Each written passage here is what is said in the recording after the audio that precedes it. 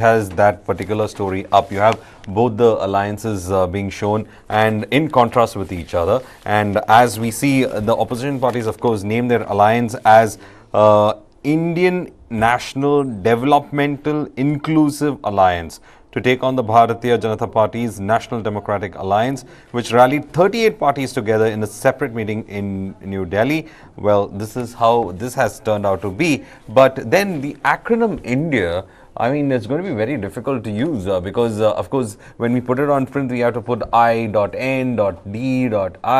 I mean, you have to just break it apart in certain levels. And I think that's how the morning, for me, when I was trying to put out that acronym India to represent something called as the Opposition Alliance, for me, the big difficulty was how to, in fact, put it across. So either I have to say it's a Congress-led alliance, or I have to break it down saying the India Alliance, of which I would say that I have to put dots after every first letter of what they try to call. The editorial page on the Indian Express says opposition position. They gave themselves a clever acronym, got rivals at the same table, but opposition's battle for 2024 needs a lot more than just this. Yeah, because one thing is that, see, these are, if you look at the NDA camp and when you look at the opposition's India camp, in the NDA camp, you have a very powerful entity called as the BJP, and you have smaller parties that are in alliance with them. And when you talk about the BJP to a large extent, of course, they are the umbrella party and under which we have everybody underneath it.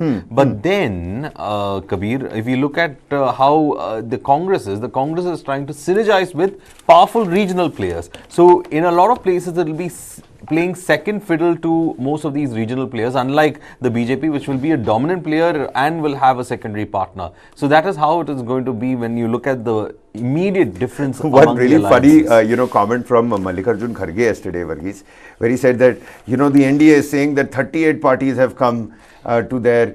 I don't even know if so many parties exist in India. I mean, there are so many parties. Some parties have not even had a single representative, but still they do exist on paper and with few people as leadership such. Question is something that people are talking about.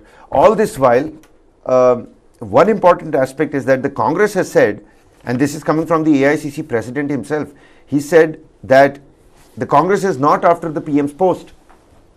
Well, that is the biggest thing that we have in fact noticed when we come to this particular aspect, especially it is to say that the Congress is ready to think out of the box. That is one thing that, or one aspect of it that we have to understand, is that the Congress has always thought out of the box when it comes to certain aspects of trying to outmaneuver its rivals. We have seen how there have been prime ministers who have been supported by the Congress when it was in larger numbers in the parliament. I was in fact yesterday giving you the examples of I.K. Gujral and we had H.D. Deve Gowda. So that it's not that they don't have the ability to do that, but and also think out of the box. They have done it before, but there is always this question of stability if such an option is being put in place, and then you have very powerful and regional players in place. And since you have these very powerful and regional players in place, what is the kind of role that these regional players will be having when it comes to 2024 elections along with the Congress? Because the Congress will find the most difficult part of this is to crack the seat sharing matrix in this entire thing. Because for example, the DMK is well entrenched in Tamil Nadu, TMC is well entrenched in West Bengal. So they are all not going to give up on their possibilities and their winnings as such, or where they can win. So the Congress will have to contend for tougher seats and probably try to pick them up from these regional players. So the regional players are going to be a powerful force within the Congress alliance because they have themselves established. But when it comes to the NDA, the BJP will be the primary player and the rest will be marginal players in this. So therefore, this is the kind of difference that's going to emerge. And then you remember the fanfare with which the opposition meet was held, and we're looking at these pictures of the NDA meet. I mean, there's a complete contrast. Yeah, I mean, that the opposition conclave held in Bengaluru looked like there was so much fanfare. Like I was talking about, it looked like an international summit. This one looks like a little more serious, you have Eknath a little Shinde. more reactive.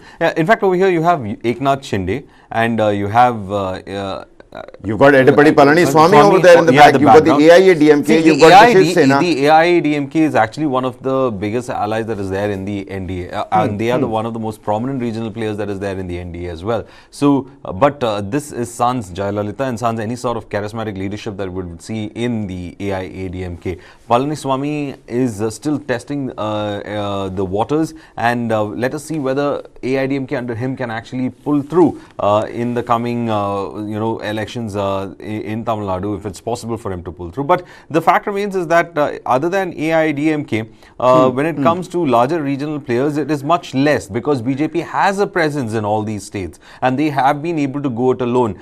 Twice they have in fact not required NDA allies to reach the the majority mark, and now also they enjoy that. So BJP alone has been able to cross the majority mark, and therefore the alliance partners have to play that I would say as the sideline role. But over here, where the Congress is dependent, this is dependent on these regional players, because the Congress believes that if it goes in competition with the regional players, what it essentially does is that it not only cuts the regional players' ability, but the regional players' ability also is there in cutting its chances in wherever seats it thinks it can win. So it just splits the vote. So they are just trying to consolidate it. But here there is a huge dependence on regional players when it comes to the Congress alliance. Well, it seems like the NDA was a little rattled in the beginning, but it was able to, put out this particular event for itself as a counter opposition to the opposition's 17th, 18th July Bengaluru United We Stand joint opposition conclave. Now, let's lay bare the semantics that we have in front of us. 26 opposition parties joined forces with India. About 30 plus parties, because the number I'm not really sure about here, I don't want to put a stark figure on it, with the NDA. Now, Congress is not after the PM's post. Sharad Pawar finally attends the meeting of the joint opposition conclave. The next one is going to be held in Maharashtra. That is important to note, because Uddhav Thackeray, when he was addressing the gathering yesterday, he said that agli Baithak Maharashtra mein hogi. These two sittings have been really crucial and important. The next one is going to be even more crucial, because that's where this joint committee is going to be created. You've got 11 people in this core committee. There's going to be a convener, and then the name of the leader, the face of India, is going to be, so that is going to be really interesting, because in that case, we are going to see. And already in Maharashtra, the Pawars, in the Shiv Sena, in the NCP, you know exactly what's happening. I'll tell you some inside scoop also that I've been picking up. Of course, nothing corroborated or confirmed right now. We learned that Ajit Pawar went to see Sharad Pawar twice within 24 hours, right? It wasn't to say that, Pawar Sahib, come back with us, come back in the fold. It was more to tell him, don't go to Bengaluru. But he did go. He did sit in the main. In fact, you have the picture of him sitting next to Mallikarjun Kharge, and both of them having. Right. That is what you had the senior leaders right there. So that is what the Hindustan Times. And Mallikarjun Kharge, answering back to that journalist, said that you're talking about NCP split, you're talking about the Shiv Sena split. Both of these creators are sitting right here. Both of these creators are sitting right here. Both of these are fighters.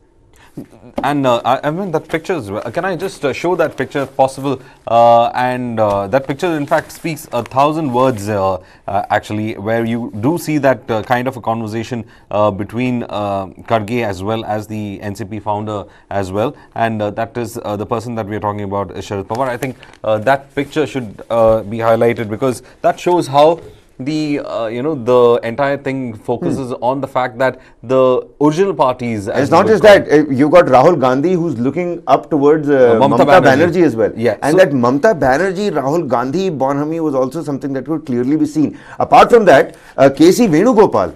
You know how K.C. Venugopal went to each person's chair. He was talking to Uddhav Thackeray. He was taking care of what Hemant Soren wants. Aapko pani chahiye, aapko ye chahiye. Talking about everything. He really was there to make everybody feel welcome. And all the opposition netas, all the opposition leaders, right down from Arvind Kejriwal to Uddhav Thackeray to Mamata Banerjee, each and everybody came out and congratulated the Karnataka Congress. So the idea that the Congress had put out to hold this event in Bengaluru Seems to to make have sure worked. that the message is put forth. But however, the Prime Minister did not spare any words about it. He went on to say coalitions of negativity never successful. That is what the Hindu has put out on its article and the front page. Prime Minister Narendra Modi on Tuesday said that 38-member National Democratic Alliance NDA was a coalition of contributions and not compulsion, with development as its main agenda, drawing a line between 25-year-old BJP-led alliance and the opposition alliance INDIA. India. See, this is very difficult. I mean, to at least put it on print, it is fine. But then he thanked the parties that had gathered there, meeting for reposing faith in him. He said, coalitions that start with negativity are never successful, attesting the endurance of NDA to the fact that it was formed in 1998 with a positive agenda of governance and stability. The meeting passed a unanimous resolution that NDA would contest the 2024 Lok Sabha elections under the leadership of Mr. Modi. So, who's going to be... Battle lines have been drawn. This is how the Indian Express puts it. To counter NDA, opposition unites to float India. Opposition parties meet, united we stand, and there's a picture of all the NDA leaders, below the opposition meet. So, I mean, the newspapers also, I mean, again, not trying to, put the newspapers on the pedestal here, but the opposition, parties meet picture is above the NDA meet. That could purely be on the basis of spaces, but the PM has, like you pointed out, slammed the opposition's conclave for the corrupt, says it's the conclave of the corrupt, says NDA is a coalition of contributions, not of corrupt political leaders. So, and also the Hindu has another article which says heavyweight attendees. 7 chief ministers have attended. The 7 chief ministers: Mamata Banerjee from West Bengal, Arvind Kejriwal from Delhi, Bhagwant Mann from Punjab, Hemant Soren from Jharkhand, Siddaramaiah from Karnataka, MK Stalin from Tamil Nadu, and Nitish Kumar from Bihar attended this meeting. So there were 7 chief ministers, sitting chief ministers, who had attended that meet as well. But again, how would you address this? I mean, I'm finding it very difficult while speaking to you also, when you say the JDS and the Biju Janata Dal.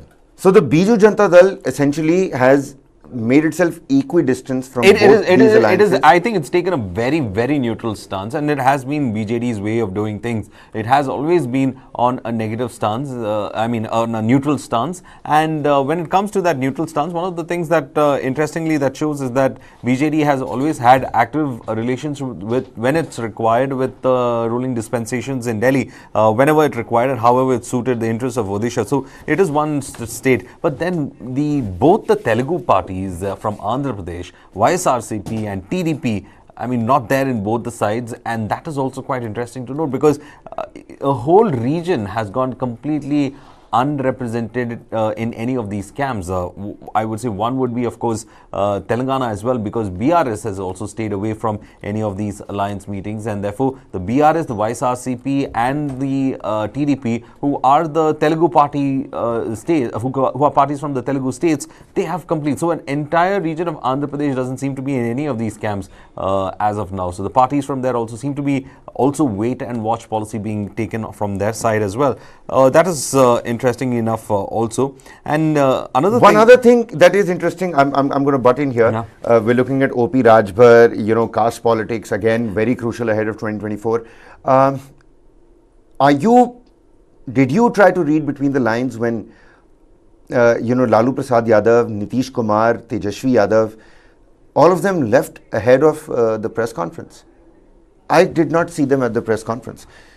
Could this be, something really trivial, or is there more than what meets the eye? And let's not forget, Nitish Kumar's posters were being, taken down because those unstable PM posters had propped up in across Bengaluru. Well, I wouldn't read much into it, because they said that they will reach in Maharashtra. Now, the fact remains is that whether JDU and RJD will reach in Maharashtra, and it looks like they will come for that Maharashtra meet as well. So, I don't think so. We should, in fact, read too much into it. They must be having some kind of an engagement. But my opinion was maybe they were getting late for their flight. Maybe. So, and the other thing is that what are the things that they discussed? Joint resolution says the new coalition will safeguard the idea of India, promises caste census No, that is very contentious issue because the BJP has also been opposing this, saying that why would you divide the country further into different castes and regions, and therefore they promised caste census, and this caste census is across the country. It is going to be a huge exercise if they are all going to go for that caste census. An 11-member panel will be set up at the next meeting in Mumbai to evoke consensus, the issues that you have in fact raised. But there's also one thing that's happened in the NDA. Chirag Paswan has announced his return to the NDA fold. Nearly 3 years after breaking away from the BJP-led National Democratic Alliance, Chirag Paswan, who heads the faction of his late father Ram Vilas Paswan's Lok Janshakti Party LJP, announced his formal return to the coalition and said that his party, the LJP Ram Vilas, will be contesting the next Lok Sabha elections in an alliance with the BJP. So that is return of one member back into the NDA camp. That you know happened what? because We've of got the Prime internal politics Minister's of that time. reaction. After all of this transpired in Bengaluru, the Prime Minister at the NDA leaders' executive meet in the national capital, he had a lot of things to say, especially targeting this coalition of the corrupt, this coalition of negativity. Let's listen in, and I want your reaction on what how you think the opposition is now going to posture itself, focusing on what the Prime Minister has said. Let's take a look. Coalition compulsions का नहीं, बल्कि coalition contributions का प्रतीक है। Credit भी सबका है, दायित्व भी सबका है। एनडीए में कोई भी राजनीतिक दल बड़ा और कोई भी राजनीतिक दल छोटा नहीं है। हम सभी एक लक्ष्य के लिए आगे बढ़ रहे हैं। आपने देखा है 2014 हो या फिर 2019, भाजपा को बहुमत से अधिक सीटें मिली, लेकिन सरकार एनडीए की ही रही, एनडीए की भागीदारी बनी रही। साथियों, एनडीए के गठन से लेकर ही हमारा संकल्प समाज के अंतिम व्यक्ति तक पहुंचने का रहा है। जो वंचित है, जो शोषित है, उसको सशक्त करना हमारी प्राथमिकता है। आज देश की जनता देख रही है कि एनडीए में कौन कौन से दल हैं। एनडीए में जितने भी दल हैं, वे समाज के ऐसे वर्गों के बीच काम करते हैं जो वंचित रहे हैं, शोषित रहे हैं। हमारे समूह में गांव, किसान, दलित, पिछड़े, आदिवासियों के बीच काम करने वाले ये सारे नेता यहां हैं। एनडीए में जो दल है, वो ऐसे क्षेत्रों में काम करते हैं जिनकी पहले दिल्ली में सुनवाई तक नहीं होती थी। एनडीए एक प्रकार से क्षेत्रीय आकांक्षाओं का बहुत ही खूबसूरत इंद्रधनुष है। एनडीए देश के लिए, देश के लोगों के लिए समर्पित है। एनडीए की विचारधारा है nation first, security of nation first. NDA की विचारधारा है प्रोग्रेस फर्स्ट। एनडीए की विचारधारा है empowerment of people first. Well, so Varghese, what's your take on that? Is it going to be India versus Bharat, like the Prime Minister puts it, or is it going to be NDA versus India, like Mamata Banerjee puts it? Well, you think these acronyms are great when you come to the table, but then when the Prime Minister says that it's versus Bharat versus India, the Prime Minister was actually talking about the idea of India, I mean, being projected as a very elitist club of people. Because remember, yesterday he said that it is also a meeting of dynasts as well as people who have interests trying to protect certain interests. So when he says dynasts, of course, if you see the the INDI coalition, as we would call it. It's a coalition that, or the India You coalition. haven't got the full form by heart, have you? No, it's not about the full forming by heart. The question is that that acronym is kind of very much. It's going to be very difficult for a journalist to put out, because one is It was difficult for Rahul Gandhi to read it as well. I saw him go look down at the dais because I'm sure it was written somewhere over there. That's how he got it. yeah. So when you say India, I mean, when we refer to India, probably when he says Bharat versus India, he was actually pointing out to that elitist kind of this thing. So he's talking about the common people trying to fight out an elitist group of people. So that idea is also there, because we always say there is India and there is Bharat. India, the thing that we show to the world, and Bharat, the actual reality that is there. So he's trying to play on that as well. So, but the question over here is that when you have the India coalition, as we can, They are the defending champions. Certainly, the opposition is going to be looking up to so the but NDA. how will this play out? See, for example, I Well, would, that's because the big it's question, it's a big Varghese, question that's for the the big question. NDA is that how will they start criticizing the coalition of India? Because the criticizing, especially on a political platform, the coalition of India is going to be very difficult. So I think they're going to have to But have like the editorial interesting page here says, wordplay. There's going to be a name, wordplay kind of a situation. They have that a they're trying. smart acronym, but is that enough? Will that be enough? We'll have to wait and find out. The battle lines have been drawn. It's India versus NDA. A committee is going to be formed. We'll soon have a convener. The next meeting is going to take place in Maharashtra. Meanwhile, the bigger question is, has India poked the NDA bare or not? Because, I mean, you never know. We've seen it time and again, especially with the Congress, how things just come back to bite them in the back later on. But on the other hand, moving on from here, and even as Rahul Gandhi and Sonia Gandhi themselves moved on from Bengaluru, they had to emergency land in Bhopal. Now, there are certain pictures and visuals available of Rahul Gandhi in the airport getting through the security check as a commoner. Many would say that that's not PM material. Many would say that that's exactly the PM material that we want. Somebody who's a commoner, somebody who doesn't have security around him all the time, somebody who's very approachable. You've seen how his YouTube videos are gaining a lot of attention. But what kind of technical snag are we looking at? They were saying either it was weather, there was some technical snag also.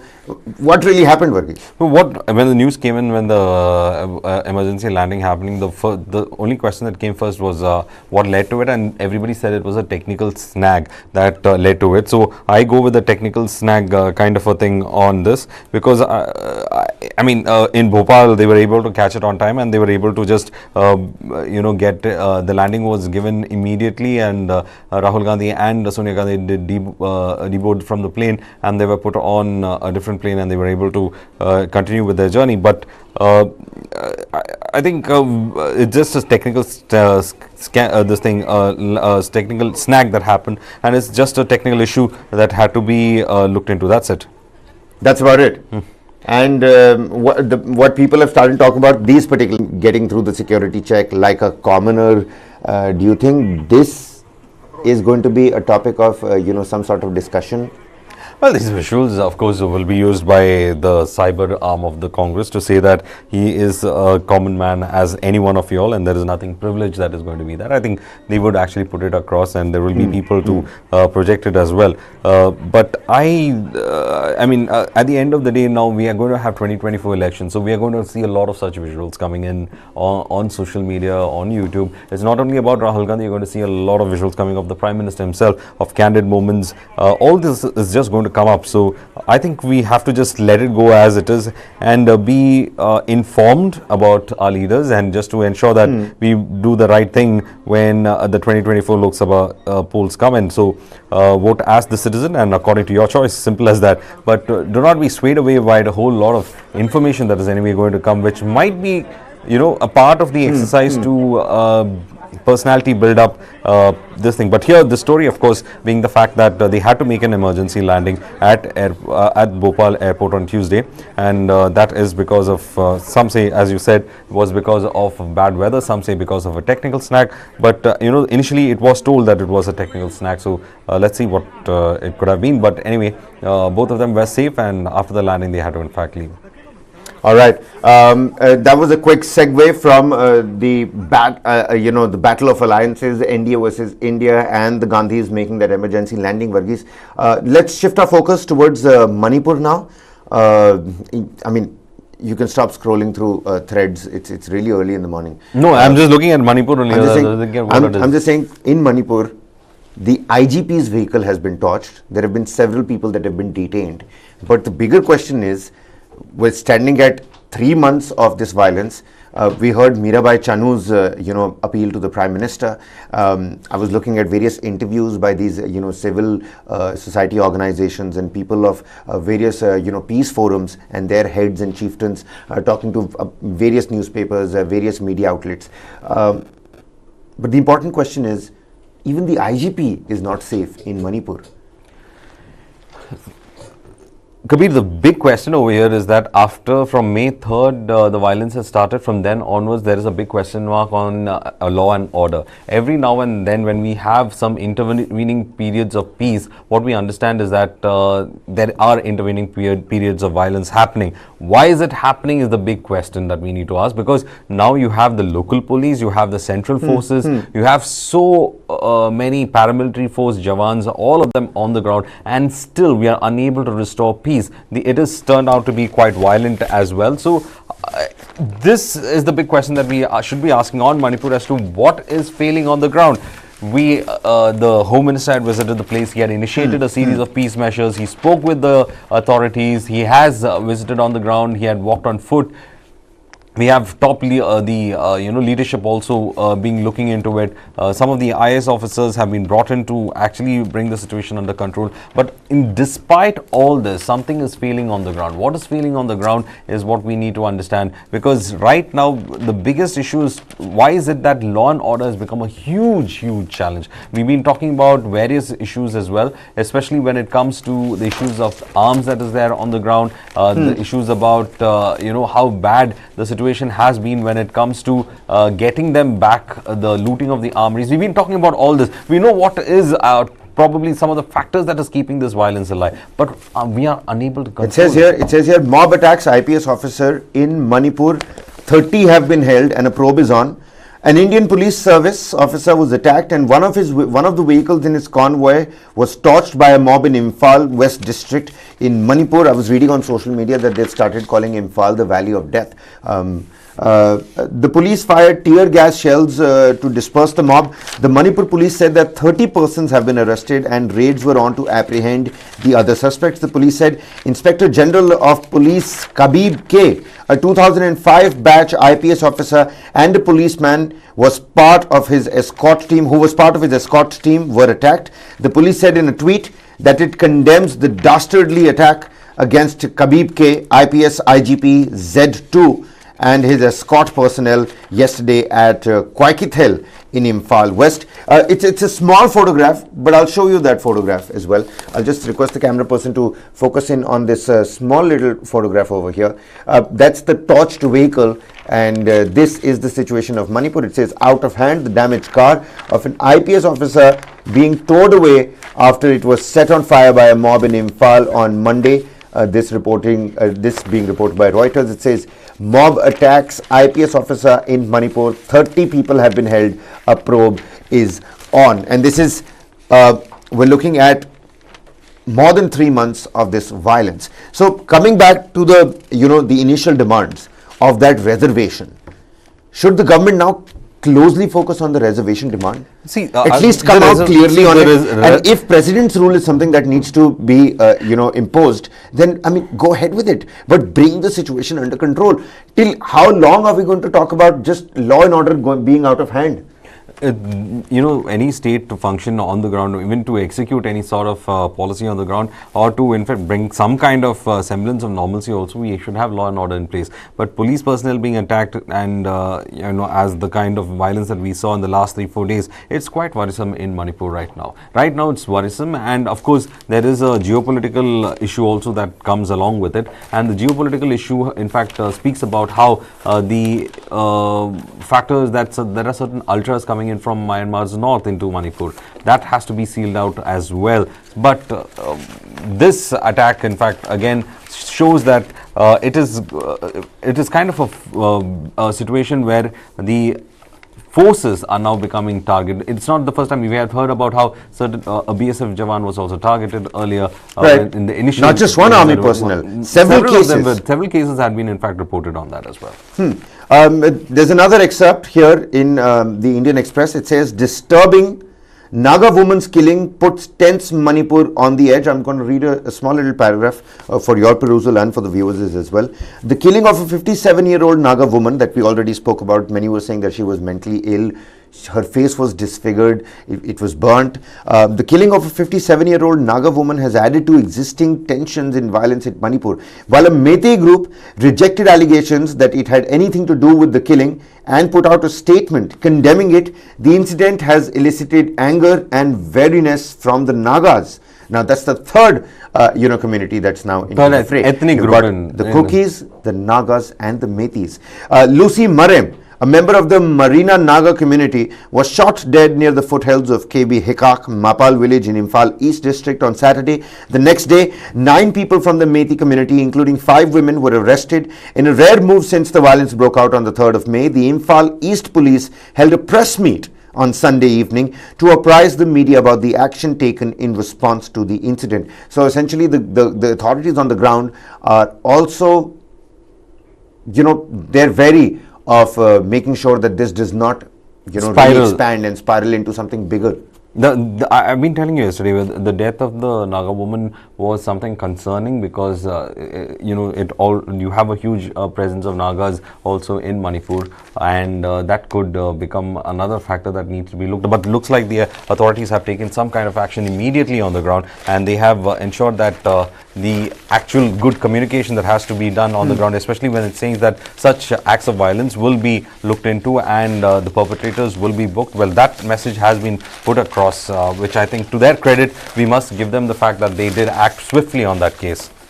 Well, it really pains me to say it every day that, we must hope that peace should prevail in Manipur, because I know it's far, far from the peace process. I just want the government, the central government, and the government and the ruling dispensation in Imphal to be taking the right kind of steps, keeping everybody in their mind. I know there are a lot of socio-economic fault lines at play here, and it's easier said than done for us to be sitting here in the studio and talking about it. We only know about the sociological and the kind of reports that are coming in, but the fact remains that on the ground it is going to be a Herculean task, whether it is going to be for the government representatives, for the local administration, for the government of the day in Manipur. It is going to be a Herculean task to actually bring some semblance of normalcy in this. From Manipur, let's shift our focus to Jammu and Kashmir. This is what we picked up early in the morning. It was there in the wires. That there is in Jammu and Kashmir, in Anantnag, 2 migrant laborers that have been injured in this terror attack. Search operations are currently underway. We've got visuals from Anantnag, of course. Both the injured civilians have been taken to a nearby hospital. Abrogation of Article 370, people don't want to talk about it as much. It's a very hush-hush affair.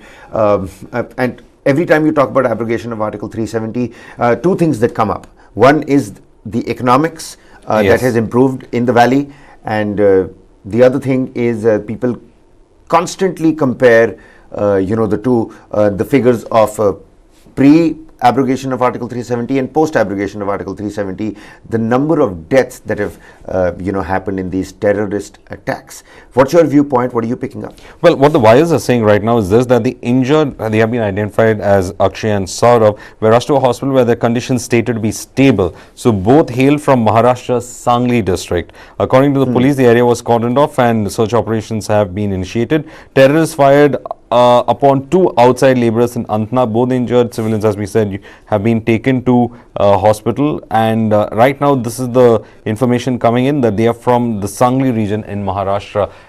Well, you were pointing out to the abrogation of Article 370, and the terrorists have been trying their best to ensure that people are in fear still of coming to Kashmir, because Kashmir now, the abrogation of the Article 370 should be seen for the fact that Kashmir has been completely integrated with the Union of India to the point like any other state.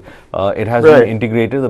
You can go to Kashmir. You can. But have we been able to curb these attacks? These attacks are being motivated to stop the rest of Indians to actually come to Kashmir and to explore the opportunities that are there. Kashmir is a hidden economic prospect for India. It is, of course, we have not even used any of its potential. It has a huge tourism, potential. I mean, I don't need to tell. People are certainly going to be scared. No, people are exactly. Going to be That is the idea. That is the idea of the terrorists, to ensure that the people you might are tell scared. the viewers here that this is why they're doing it. They don't want you to come to that is the idea. They want to I'll tell May 30th some circus things. worker was killed. July 13th this other chap was killed. But Kabir, at the end of the day, what was the agenda? The agenda is of fear. The terrorists want to strike fear. That is the agenda of it. Now, the question over here is that we can't keep a part of our territory, in an ambiguous state for quite some time. The fact remains is that Article 370 was the first step taken to integrate Kashmir completely with the Union of India, like any other state. All the states have given up. If you go like that, there are so many states which have very distinct cultures. They are not allowing people from the rest of the state to come and set up business, do well, set up families, settle down there also at the same time. So, but the bottom line is that people are fearful, right? People are. How do you make sure that people? That is how do you dispel this fear and push? The Article 370 doesn't mean that security would immediately come in. Article 370's abrogation means that it is going to be a phased in manner in which stability will be restored in Kashmir. That is the fact about it. Do you think we're in the right, heading in the right direction? This is not going to be the last attack, because the terrorists are hellbound to create more trouble like this. It's going to continue further as such, but there will be an intensity of this will be reduced in the coming days, because the more Kashmiris get integrated with the rest of India, it will be difficult to push a narrative saying that they are being marginalized. Right. Okay. That was the thing about it. It will be very difficult to push the narrative saying they are being marginalized. No, I understand where you're coming from. I'm just asking you, do you think we're taking the right steps with the right kind of pace? I think we are taking the right steps in the right kind of ways, because this has been one territory of the Union of India that has been completely isolated. All right, and see, it is not that integrating of or the integration, the fear that has been put out is that a complete integration of taking of that territory would lead to its complete alienation of its culture. No, see, there are a few other states in this country who are still maintaining their distinct identities, despite people coming in from different parts of the country, settling in that state. They all maintain their linguistic identities. They all maintain their cultural identities. It's not getting lost. So the Kashmir Valley also need not fear about this. Right. But this is the fear that has been stoked by Pakistan, saying that they will change the demography, they will change that, they will do this, and your rights will be compromised. It doesn't. Your rights are only going to get enhanced. And tell me, where on earth will you get a ready-made market of a hidden prospect? Because I don't want capitalism to come in and commercialization to really squeeze every bit of beauty out of. We have seen how. Okay, now what about Goa? Goa is a very small state, but what is its tourism potential? Right. Great example there by Professor Varghese. We will move on over here. Another thing that I wanted to talk about, and this is something really interesting that I was reading up last night, was that Australia, Victoria have backed out of hosting the Commonwealth Games 2026. You remember how the Commonwealth Games was like back in India? The scams, apart from the scams, the laurels, the victories. I mean, it was much fanfare for everybody in the national capital. You finally had these, global level Olympic sports being carried out in our own country. Now, the bigger question is, can India host the 2026 Commonwealth Games? Even as we're hosting the World Cup this year, the ICC Cricket World Cup, can it do that? And why, Victoria and Australia have backed out is that they are citing financial constraints. Well, the Hindustan Times, I think, yes, am I reading it? Yes, the Hindustan Times has a very interesting take on this. It says, Victoria pulling out a 2026 CWG host raises a crucial question. Why hold the games at all? All right. Now, why they are saying that? The Tuesday morning, the Australian state of Victoria withdrew from hosting the 2026 edition of the Commonwealth Games, citing budget blowouts, leaving the Commonwealth Games Federation without a host. Okay, and just 3 years out from the quadrennial showpiece, Victoria Premier Daniel Andrews announced that the state's decision, saying Victoria was ready to help when approached at the last minute, but not at any price. The Commonwealth Games aren't what they used to be, and as a result of that, they don't provide the return on investment. Roger Cook, the Premier of Western Australia, told a journalist, "We even described the event as a highly expensive sugar hit." Faced with escalating costs and caught in perpetual battle of relevance, the future of CWG has been in question for a while now. The 1980s Asian Games, I remember, that particular building that was made for the athletes is today's Delhi Secretariat. Commonwealth Games, the Asiad village, the Commonwealth Games village that you're seeing is also again made on the Yamuna embankment. So people are already raising questions on the damage these big sporting events make and create on the ecology. But that's actually a great question, because you've got the Asian Games, you've got various World Series and events that constantly take place throughout the year, and then of course you have the Summer Olympics. Commonwealth Games, I mean, it's more like holding on to that colonial era nostalgia. You hit it, in fact. That's the issue about it. It's about a colonial era kind of coming together. For example, the Commonwealth of Nations. And there's nothing wrong in it. British colonies, Anglo colonies. But if there's that kind of money that you need, 2.6 no, they're saying they have Australian dollars. Okay, you're talking Australian dollars. 2.6 million Australian dollars. 4.8 billion is what they are saying. It's trebled its original cost. Right, that's what I'm saying. Their initial estimate was 2.6 million. Now we're looking at almost 5 billion. So, I mean, it'll be very difficult. So that's why they're asking this question. And the other thing about it is that the CWG, unlike the Asian Games, the Asian Games, doesn't offer any qualification. This thing, spots for the Olympics. So why hold it in any way? That's actually a good shout. I had no idea about that. So the Asian Games gives you a qualification shot at the Olympics. The CWG doesn't. So the CWG and the Commonwealth nations can of course come in and play their own sports. It's actually very great, as long as it doesn't hurt the treasury. But it doesn't hurt a country's coffers.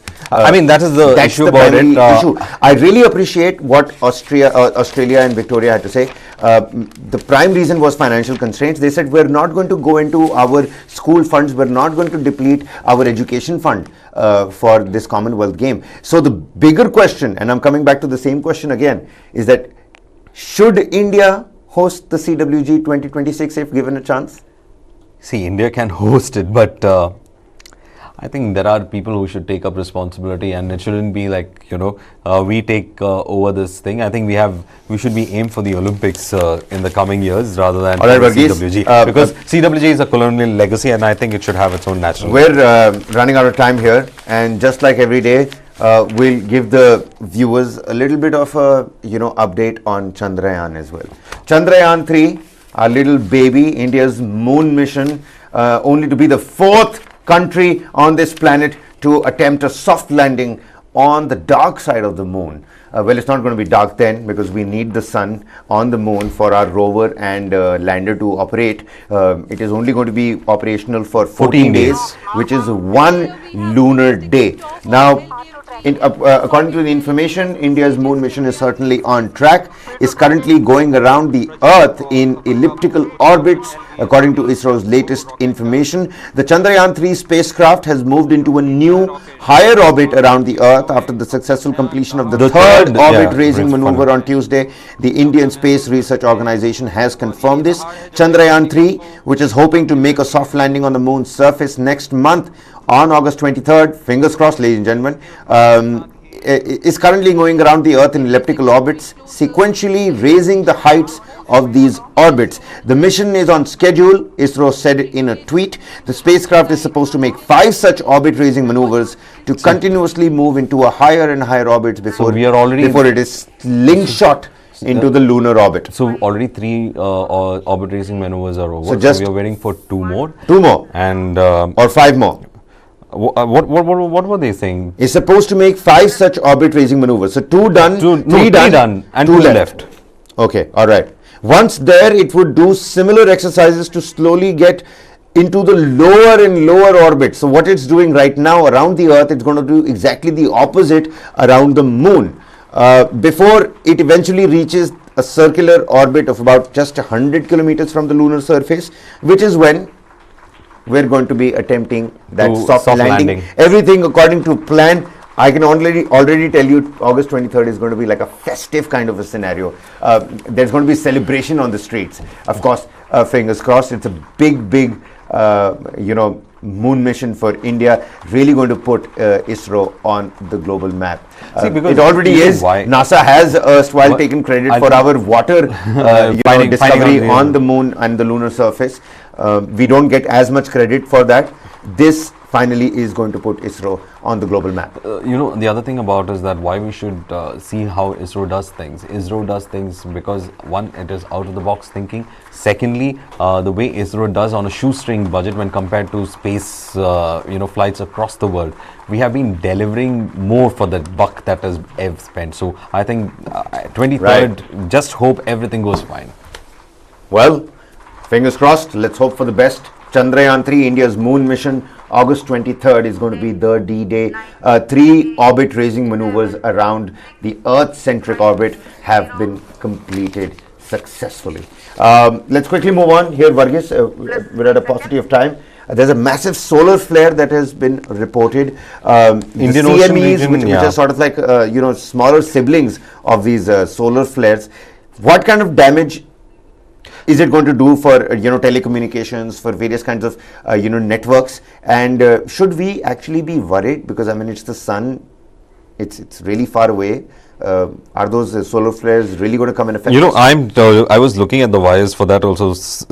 One of the headlines was like, sun explodes with massive solar flare, triggers radiation storm on Earth. There was also saying that shortwave radios went completely blank yesterday in the Indian Ocean region. There was complete radio silence on it. So for something so devastating, Varghese, these visuals, this imagery is so... It's so beautiful. Captivating. I mean, the way NASA, ISRO, and all these space agencies, they put out these pictures of solar flares, just looks really beautiful to look at. Okay, and also I'll just read one of the excerpts in one of the the science columns that are there.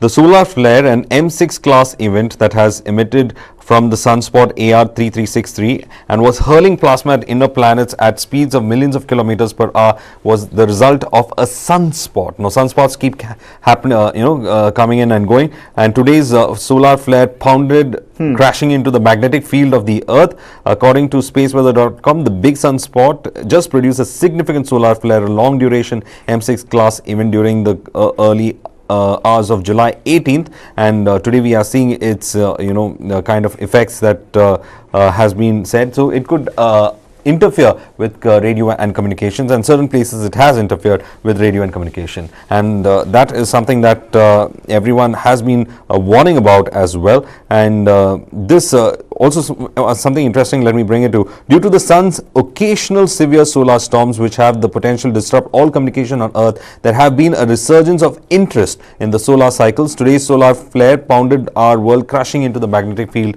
of the Earth. So there has been an intensive study of these solar flares that have been crashing onto Earth's magnetic fields, and interestingly enough, when we see this, a NASA model had suggested that this particular solar flare could deliver an effective glancing blow as early as July 20th. The NOAA is doing its own modeling, and results should have been available soon, is what they are saying. But solar flares have been a big concern, especially when it comes to the telecommunications industry, and most of them have been talking about how the M-class solar flare could become a big issue as such when it comes to communications. And so the solar flare event, of course, one thing that everyone has been in fact monitoring for quite some time, and I think let's wait and watch, because there have been certain disturbances that have been reported, but let's see what till July 20th we would completely know whether it has affected the way it's Abhi tak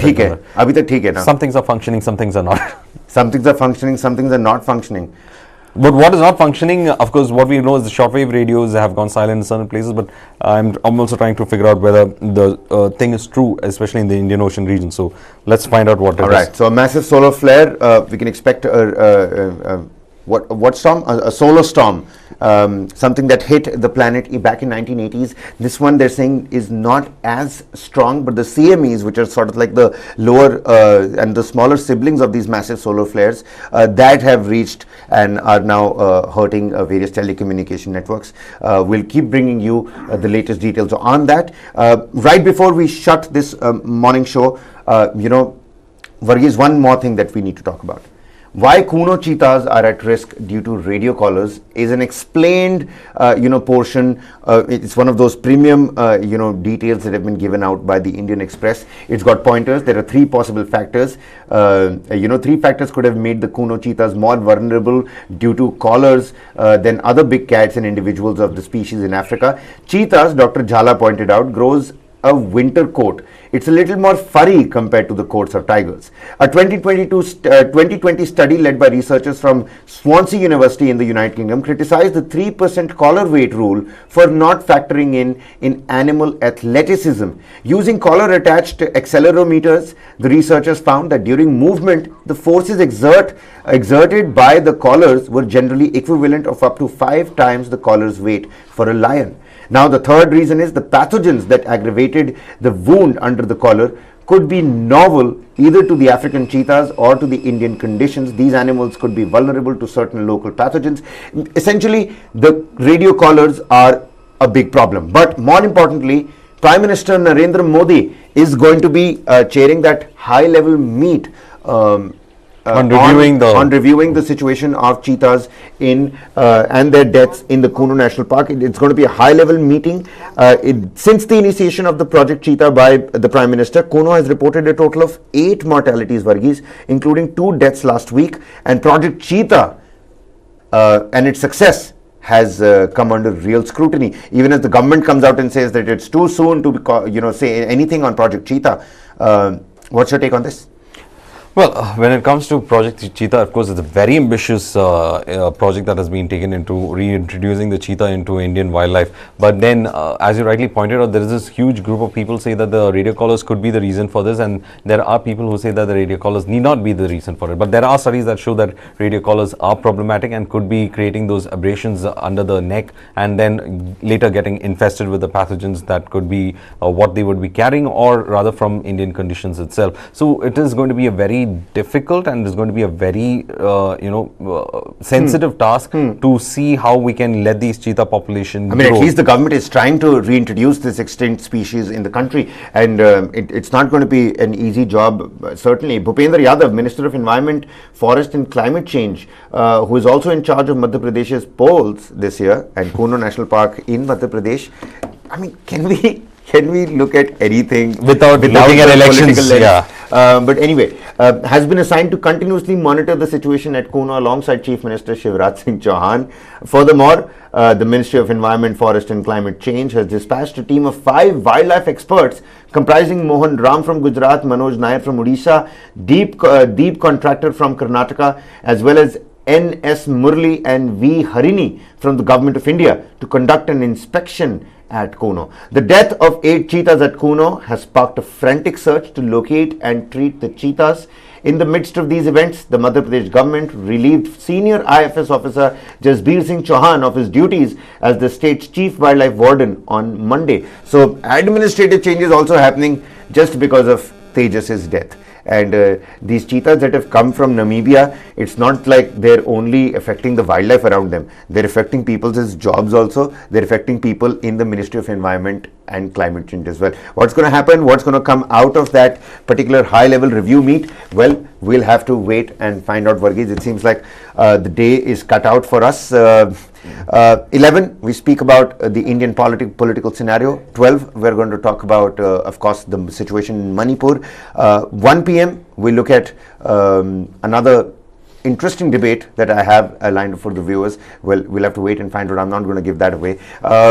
Later on in the evening, we've got the South Indian. Then we've got the Global Lens, giving us the best international story that people should know. And at 7 p.m., the biggest debate of the day in The Real Point. Across the day, you can continue to join us on the News 9 Plus application, on our social media, our Instagrams, for day-to-day and minute-by-minute update for anything and everything that you certainly need to know. Many thanks for joining us in the comment sections, helping us understand what it is that we should bring to you, because we're trying to break the newsroom walls, making sure we present all of this journalism for you. Why don't you become part of this editorial meet? Many thanks, Varghese, for this morning show. That's all the time we have for you. Keep watching News 9.